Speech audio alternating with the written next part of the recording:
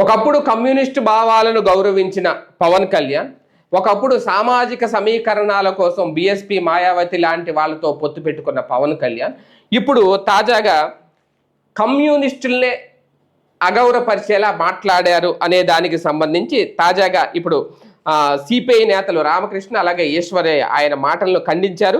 ఎందుకంటే తాజాగా పవన్ కళ్యాణ్ కొన్ని వ్యాఖ్యలు చేశారు. కమ్యూనిజం చచ్చిపోయిందంటూ పవన్ చేసిన వ్యాఖ్యల మీద సిపిఐ జాతీయ కార్యదర్శి కె రామకృష్ణ అలాగే ఏపీ రాష్ట్ర కార్యదర్శి గుజ్జల ఈశ్వరయ్య ఖండించారు.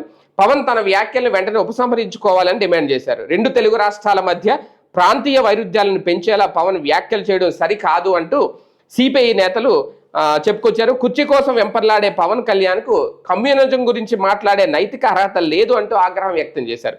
బీజేపీ అజెండాను రుద్దే ప్రయత్నాలు మానుకోవాలి అంటూ హుందాగా వ్యవహరించాలి అంటూ సూచనలు చేశారు. ఎందుకంటే ఓకే, ఇప్పుడు ఆయన ఆవేశంలో మన ఇంతకుముందు వాస్తవానికి ఈయనకి కమ్యూనిస్టులు అంటే గౌరవమే, కమ్యూనిస్టులతో కలిసి వెళ్ళాలి అనేది అప్పట్లో భారతీయ జనతా పార్టీ కంటే కూటమి పెట్టుకోక ముందు ఉన్నారు.